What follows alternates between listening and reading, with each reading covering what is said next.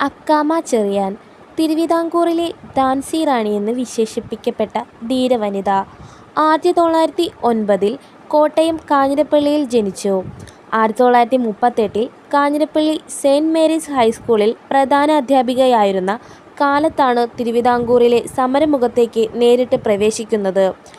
1938 കോൺഗ്രസ് വനിതാ വിഭാഗമായ ദേശസേവിക സംഘത്തിൻ്റെ കമാൻഡറായി തിരഞ്ഞെടുക്കപ്പെട്ടു. തിരുവിതാംകൂറിൽ ഉത്തരവാദ ഭരണത്തിനു വേണ്ടിയുള്ള ജനാധിപത്യ പ്രക്ഷോഭത്തിൻ്റെ ഭാഗമായി 1938 രാജസന്നിധിയിലേക്ക് ചരിത്രപ്രസിദ്ധമായ ജാഥ നയിച്ചു. തമ്പാനൂർ മുതൽ കവടിയാർ കൊട്ടാരം വരെ.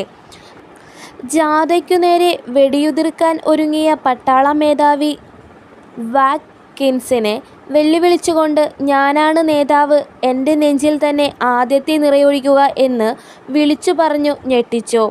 1942 ക്വിറ്റ് ഇന്ത്യ സമരത്തിൽ പങ്കെടുത്തതിനും 1947 സ്വതന്ത്ര തിരുവിതാംകൂർ പ്രസ്ഥാനത്തെ എതിർത്തതിനും ജയിൽവാസം അനുഭവിച്ചു.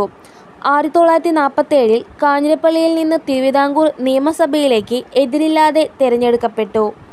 അക്കാമ ചെറിയാൻ്റെ ആത്മകഥയാണ് ജീവിതം ഒരു സമരം. 1114 കഥ എന്ന കൃതി രചിച്ചതും അക്കാമ ചെറിയാനാണ്.